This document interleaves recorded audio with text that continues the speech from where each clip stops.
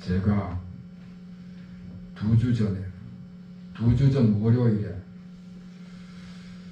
저 인천에 살고 있는 초등학교 동창을 만나서 점심을 먹었습니다.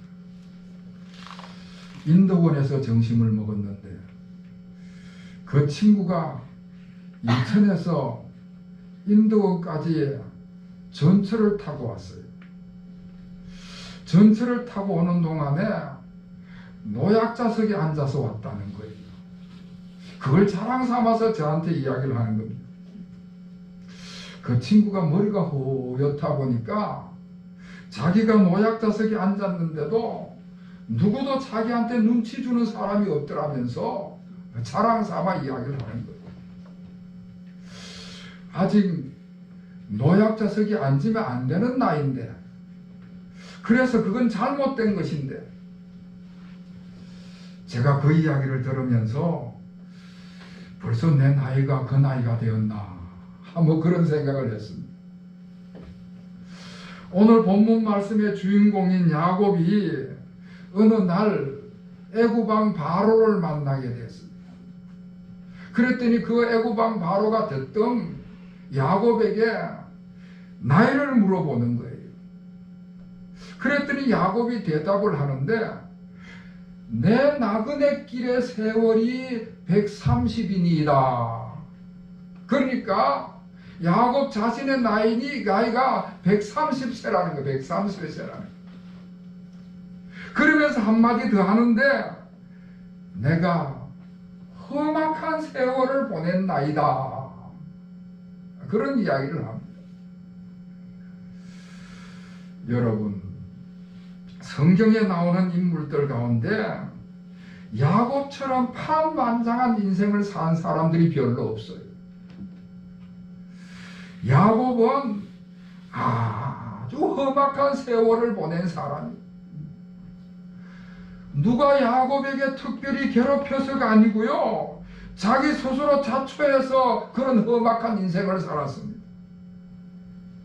야곱은 어릴 때부터 거짓말을 잘해가지고 남한테 거짓말을 하고 남을 속이고 남의 것을 빼앗고 자기 욕심에 끌려가지고 그렇게 인생을 살았습니다.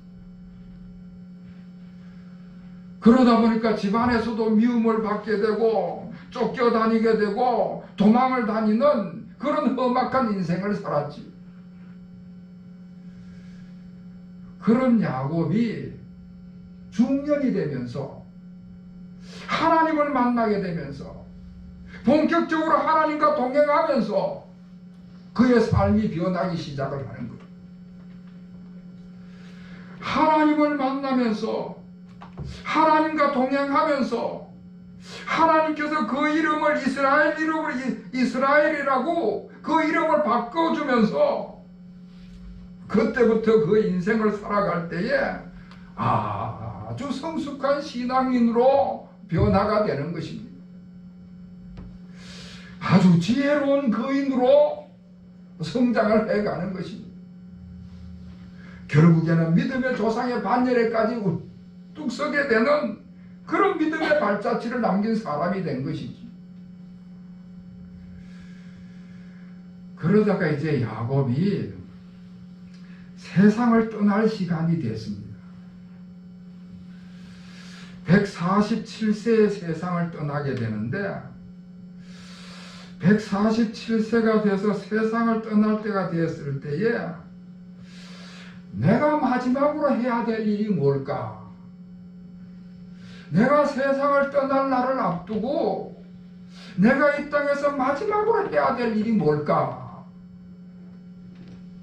내가 마지막으로 해야 할 일들은 내 믿음을 물려주는 것이다. 그런 생각을 했습니다. 자신의 믿음을 자녀들에게, 손주들에게 대를 이어주는 것이 가장 중요하다. 그런 생각을 했습니다. 그 당시 야곱은 애굽에서 살고 있었습니다. 애굽에서 살다 보니까, 애굽이라는 이방 나라에서 살다 보니까 애굽이라는 이방 나라의 이방 신상을 접하게 되고 이방 나라의 부패하고 타락한 문화 속에서 이렇게 부패하고 타락한 문화 속에서 어떻게 건전한 삶을 살아갈 수 있을까? 어떻게 거룩한 삶을 살아갈 수 있을까? 그것을 생각하다가 믿음의 대를 이어주는 것이 가장 중요하다 생각을 하게 됐습니다. 그래서 오늘 이 본문의 말씀은요, 야곱이 그 아들들에게, 그 손자들에게 믿음의 대를 이어주는 구체적인 방법을 말씀해 주고 있는 것입니다. 제일 먼저 야곱이 아들과 손자들에게 자기 신앙 간증을 들려주었습니다. 오늘 15절과 16절의 말씀입니다. 야곱이 그 아들 요셉을 위하여 축복하여 이르되 내 조부 아브라함과 아버지 이삭이 섬기던 하나님, 나의 출생으로부터 지금까지 나를 길러주신 하나님, 나를 모든 환난에서 건지신 여호와다. 자기 신앙 간증을 쭉 이야기를 하는 것입니다. 야곱은 사실 어릴 때 자기 어머니 리브가로부터 할아버지 아브라함과 아버지 이삭이 어떻게 하나님을 섬겼는지, 어떻게 하나님을 만나고 은혜를 받았는지, 그 가정의 신앙 전통이 어떤 것인지, 대를 이어오면서 얼마나 풍성한 신앙이 형성되었는지를 그 어머니로부터 다 들었던 것입니다. 그런데 지금 그 이야기를 자기 아들들에게, 자기 손자들에게 자기가 직접 이제 전달해 주는 것입니다. 여러분, 창세기는 아주 긴 책이긴 합니다만은 사실 요약하면 간단합니다. 창세기는 아브라함과 이삭과 야곱과 요셉의 신앙 간증이다. 그렇게 해도 별로 틀리지 않습니다. 하나님께서 아브라함을 택하셔서 어떻게 믿음의 조상을 삼았는지 하는 이야기가 나오고요. 그 아버지 이삭이 어떻게 하나님을 만나고 그가 어떻게 거부가 되었는지를 쭉 이야기해주고, 그리고 그 하나님께서 야곱을 찾아오신 이야기입니다. 전능하신 하나님께서 거짓말 잘하는 아버지와 형을 속이고 도망치던 야곱을 찾아오셔서 만나주셨습니다. 그리고 그 야곱에게 축복을 하시고 약속을 주셨습니다. 그게 바로 베델 산상의 사건이지요. 그때부터 야곱이 그 인생의 비전이 생기고 그 인생의 목표가 생기고 방향이 설정이 되기 시작했습니다. 지금까지는 자기 중심적으로 자기 욕심에 끌려서 극도의 이기적인 삶을 살아가던 야곱이었는데, 그때부터 베델 산상에서 하나님을 만나면서부터 하나님 중심의 삶으로 변화되기 시작을 합니다. 그때부터 계속 그 야곱의 삶은 성장하고 성숙하고 변화를 이루어가는 것이지. 오늘 15절 말씀 끝에도 보면은 야곱이 스스로 고백하기를 자기 출생에서부터 노년에 이르기까지 하나님께서 길러주셨다. 그런 고백을 하고 있습니다. 마치 목자가 양을 돌보시듯이 하나님께서 자기를 돌보시고 길러주셨다고 말씀을 하는 것입니다. 인생을 살아가면서 필요한 것이 있을 때마다 하나님께서 가장 좋은 것으로 공급해 주시고 양육해 주셨다는 말씀이지. 어디로 가야 되는지 방향을 찾지 못하고 있을 때에 하나님께서 가장 선한 길로 인도해 주셨다는 것입니다. 그리고 그의 삶에 복을 주시고 형통하게 하시고 창대하게 하셨다는 그런 신앙 고백입니다. 그런 간증입니다. 계속해서 16절 말씀에도 모든 환난에서 하나님께서 건져주셨다 말씀을 하고 있습니다. 제가 서두에 야곱은 참 파란만장한 삶을 살았다 이야기를 했습니다.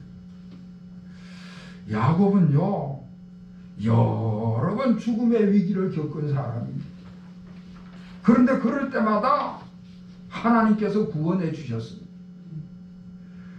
창세기 31장에 보면은 야곱이 저 바단 아람 외삼촌 라반의 집에서 20년을 살다가 극적으로 탈출을 하게 됐는데 그 외삼촌이 야곱을 도둑놈으로 몰아가지고 죽이려고 군사를 데리고 추격을 해왔습니다. 그런데 하나님께서 그 사람들에게 두려운 마음을 주셔서 감히 야곱을 공격하지 못하도록 막아주셨습니다. 창세기 33장에는 야복 강가에서 하나님께서 야곱을 만나주시고 그 형 에서로부터 구원해 주셨습니다. 창세기 35장에는 세겜에서 죽을 위기를 겪었을 때에 베델로 올라가라는 명령을 하시고 임마누엘의 약속을 주셨지요. 그리고 창세기 36장에는 가나안 땅에 흉년이 들었을 때에 이상 중에 야곱에게 나타나셔서 애굽으로 가라 말씀을 하시고 하나님께서 함께 가시겠다고 말씀을 하셨습니다. 그러니까 하나님께서 모든 환난 때마다 그렇게 건져주시고 구원해 주셨습니다. 그래서 그 야곱이 147년을 사는 동안에 하나님께서 자신의 길을 어떻게 인도하셨는지, 자신의 길을 어떻게 길러주셨는지, 그 신앙과 그 삶을 그 아들과 그 손자들에게 다 신앙 간증을 하는 것입니다. 여러분, 제가 가끔 여러분들에게 권고를 합니다만은 우리 그리스도인은요, 우리 신앙인은요, 신앙 간증거리를 많이 가지고 있어야 됩니다. 우리가 조금만 영적으로 생각하고 그리고 영적인 삶을 살아가면은 신앙 간증은 수시로 찾아오고 넘치게 되는 것입니다. 제가 서두에 초등학교 동창 만난 이야기를 했는데 그때 그 식사 자리에 그 친구 말고도 3명이 더 있었어요. 5명이 만났습니다. 그 5명의 친구들은 사실 제 아들 우리 청렵이 결혼식 날 그 축하해 주기로 왔고 축의금을 보내준 친구들이에요. 그래서 제가 또 축의금까지 보내고 찾아와 준 그 친구들 5명을 그 답례 차원에서 불러서 같이 식사를 했던 겁니다. 그래서 저는 그저 점심 식사만 할 줄 알았는데 이 친구들이 식사 자리에 앉자마자 술을 청하기 시작하는데 술을 마시기 시작을 하는 거예요. 그러더니 그 다음엔 또 그 친구 중에 한 친구는 비트코인 하는 친구가 있어가지고 쟤한테 그 비트코인 하라고 얼마나 졸라대는지. 그리고 또 이제 그 식사를 마칠 무렵에는 우리가 이번 기회에 이렇게 만나게 됐으니까 앞으로 종종 만나자. 그러면서 당장 다음 월요일 날 등산 가자고 약속을 했습니다. 그리고 이제 제가 집으로 돌아오는데 기도를 하는 거죠. 하나님, 초등학교 친구들을 그렇게 오랜만에 만난 것도 좋고 그렇게 앞으로 교제하는 것도 좋은데 제가 술 친구들하고 같이 어울릴 수는 없지 않습니까?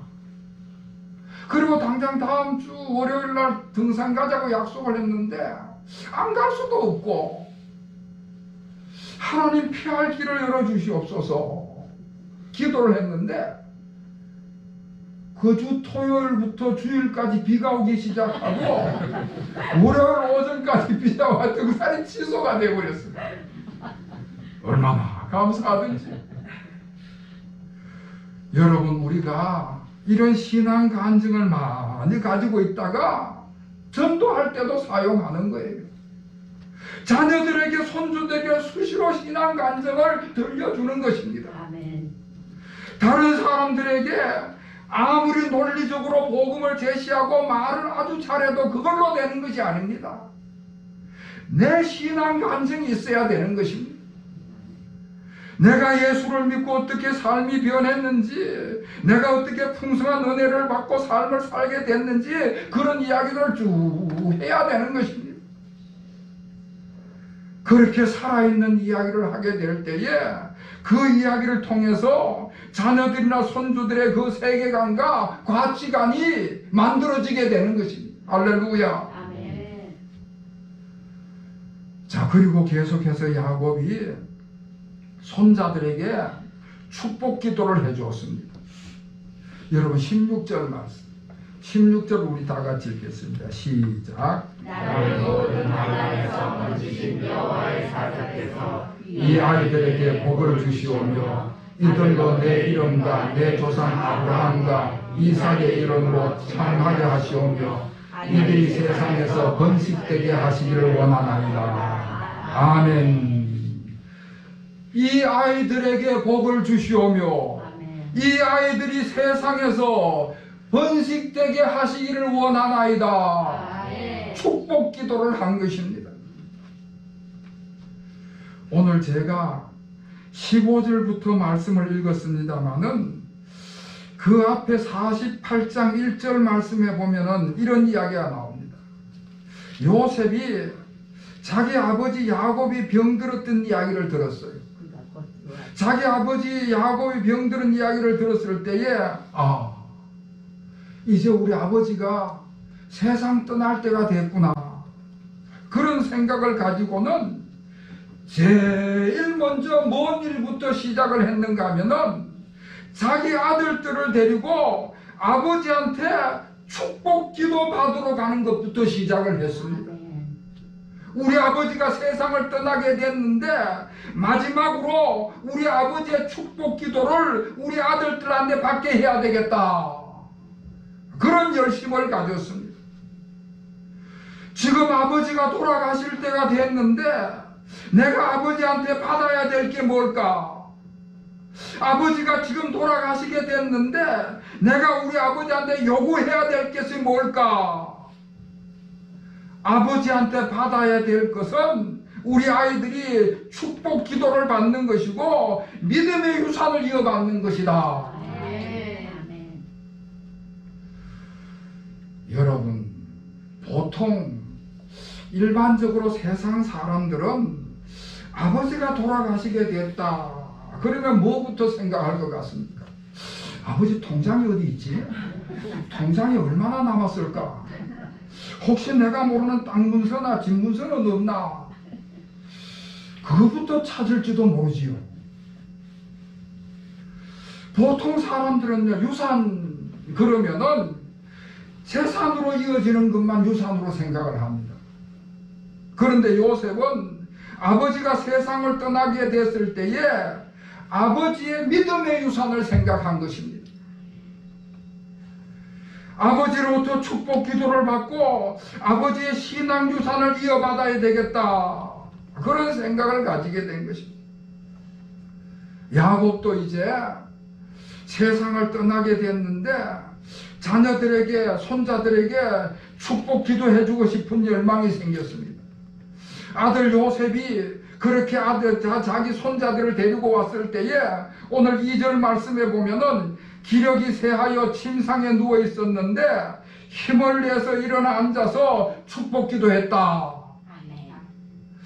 내 아들에게 내 손자들에게 내가 줄 가장 중요한 것은 믿음의 유산이라고 생각하고 그 믿음의 유산을 남겨주기 위해서 강한 의지를 가지고 지금 기력이 쇠하여서 침상에 누워 있었는데 벌떡 일어나서 힘을 내서 일어나서 그리고 축복 기도를 해주는 것입니다.